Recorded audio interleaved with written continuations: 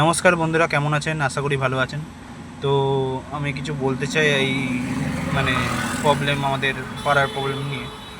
আমি ছোটোবেলার থেকে দেখে যাচ্ছি, যতবার টিএমসি জিতেছে ততবার যে সিপিএম করে বা বিজেপি এখন সবে বেশি দিন হয়নি এসছে।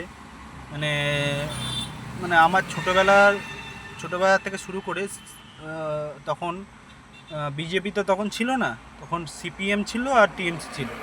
তো যতবার টিএমসি জিতেছে ততবার আমাদের বাড়িতে হামলা করেছে এই টিএমসির গুন্ডারা, ঠিক আছে? তো ছোটোবেলার থেকেই দেখে গেছি, ঠিক আছে, কিছু না কিছুভাবে ওরা আসবে, এসে মানে গুন্ডামি করবে, কাজ বাজ ভাঙবে। আমাদের তো পাকাপোক্ত বাড়ি, আমাদের ছাদ অ্যাডভেস্টার বাড়ি না, আমাদের জানলার কাজ ফাজ ইট ফিট পাটকের মেলে ভাঙে, ঠিক আছে। আমার বিয়ের টিএমসির গুন্ডারা এত গুন্ডামি করেছে এতদিন, তো কি বলবো আর আপনাদের। সব জায়গায়, সব পাড়াতেই কিছু না কিছু প্রবলেম আছেই এই টিএমসিকে নিয়েই, ঠিক আছে। সব পাড়াতেই দেখবেন গুন্ডামি করে ওরা, টাকা তোলা বলো, গুন্ডামি বলো, ধমকি বলো, মানে জোর জবরদস্তি, ঠিক আছে। মানে এখন সামনে ভোট, ওরা জোর জবরদস্তি করছে যে টিএমসিকেই ভোটটা যেন পড়ে, ঠিক আছে।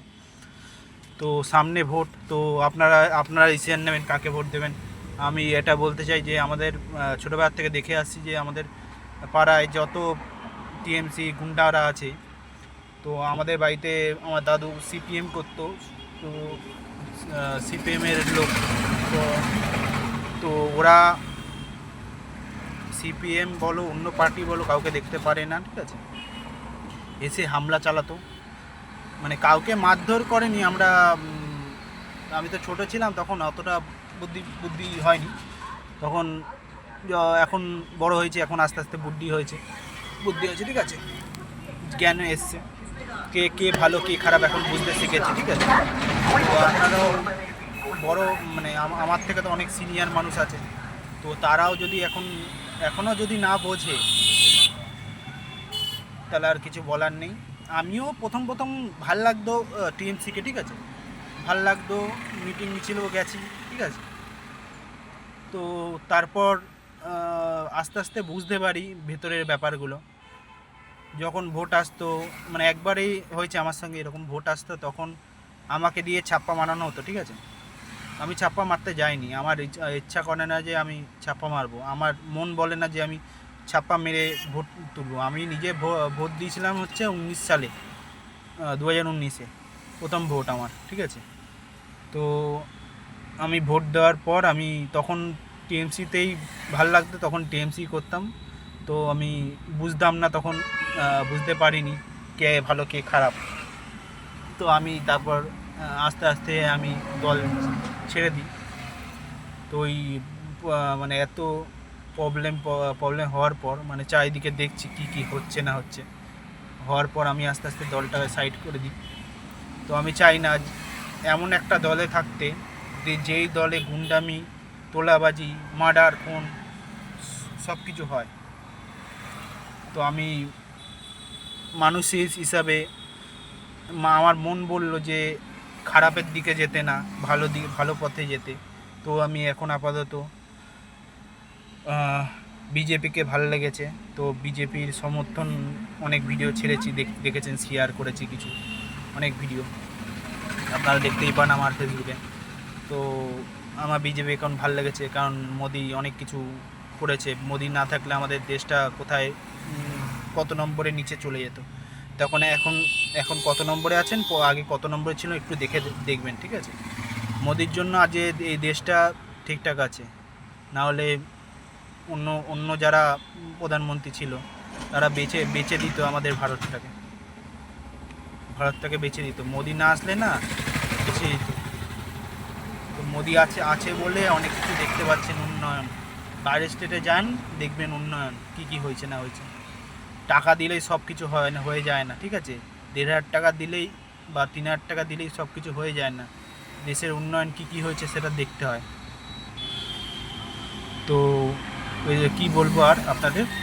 তো অনেক জায়গায় এরকম ঝামেলাঝাটি হচ্ছে, কি টিএমসির লোকেরা এসে গুন্ডামি করছে, তোলাবাজি তো করেই।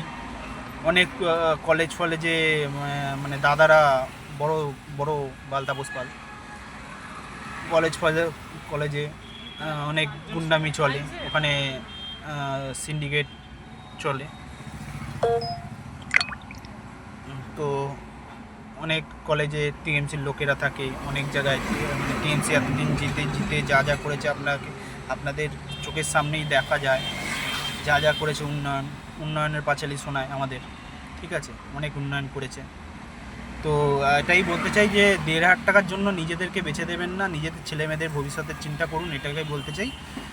তো আমাদের কলকাতায় কোনো মানে কাজের ব্যবস্থা খুবই খারাপ। আমি একজন গাড়ি চালাই, তো যেখানে গাড়ি চালাই তো যেখানে পাচ্ছে সেখানে ব্যারিকেড দিয়ে দিচ্ছে। ব্যারিকেডের জন্য এত অসুবিধা হয় চালাতে গাড়ি, ঠিক আছে, মানে রানিং গাড়ি ব্যারিকেডের যখন আসছে তখন আমাকে ব্রেক মেরে থামাতে হয়, পেছনে কি গাড়ি আসছে অ্যাক্সিডেন্ট যখন তখন হয়ে যেতে পারে রানিং গাড়িতে, ঠিক আছে।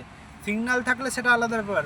তো বাইরের স্টেটে যাবেন, বাইরের স্টেটে কোনো ব্যারিকেড নেই, আমাদের কলকাতা ওয়েস্ট বেঙ্গলেই এত ব্যারিকেড থাকে। ব্যারিকেডটা কেন দেয়? ইচ্ছা করে দেয় ওরা। আর কলকাতায় আমি গাড়ি চালাই, কলকাতাতে অনেক পুলিশ পেছন দিয়ে এসে কোনো জায়গায় দাঁড়ালাম, প্যাসেঞ্জার ছাড়লাম, পেছন দিয়ে এসে ডাইরেক্ট ফটো তুলে কেস দিয়ে দিচ্ছে ইচ্ছা করে। আমাদের দিন মজুরি, দিন আনা দিন খাই, তো ইচ্ছা করে টিএমসির পুলিশরা ইচ্ছা করে এসে পেছন দিয়ে এসে ফটো তুলে কেস দিয়ে দিচ্ছে। ওদেরকে একটা কেস দেখাতে হয়। কেন এগুলো কেন হবে?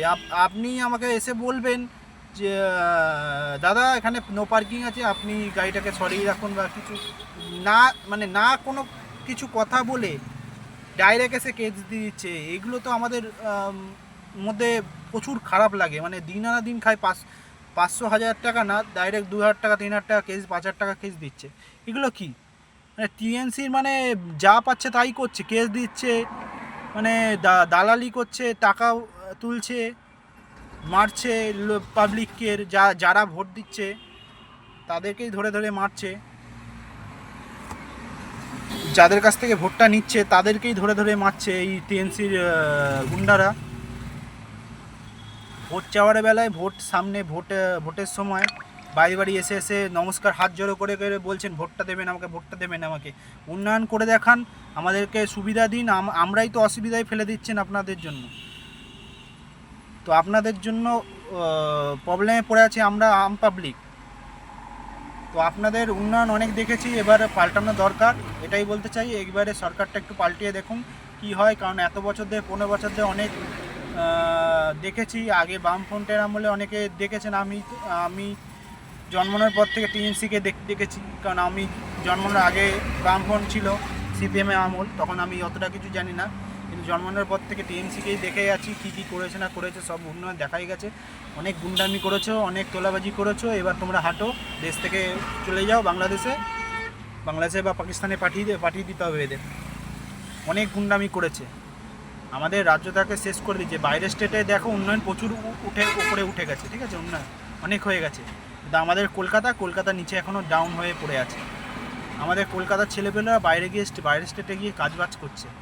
তো আর কী বলো, আপনারাই দেখে বিচার করবেন, আমি বেশি কিছু বলবো না, কারণ আপনাদের ব্যক্তিগত ব্যাপার, আপনারা কাকে ভোট দেবেন, ঠিক আছে, এইটুকুই বলতে চাই। আপনাদের ছেলে মেয়েদের ভবিষ্যতের কথা চিন্তা করে ভোটটা দেবেন, এবারে সামনে ভোট। তো তো এটাই বলতে চাই যে সামনে যদি বিজেপি জেতে, দেখা যাক কী কী হয়, কী কী উন্নয়ন করতে পারে তারা। তো বাইরের স্টেটে অনেক উন্নয়ন দেখেছি, তো এইবার রাজ্যে কী কী উন্নয়ন করতে পারেন, কলকাতায় ওয়েস্ট বেঙ্গলে কী কী উন্নয়ন করতে হবে সেটাই দেখতে চাই। একবার বিজেপিকে জিতিয়ে দেখুন বিজেপি কী কী করতে পারে একটু ক্ষমতায় আসলে। তো ক্ষমতায় না আসলে তো কিছু করতে পারবে না ওনারা।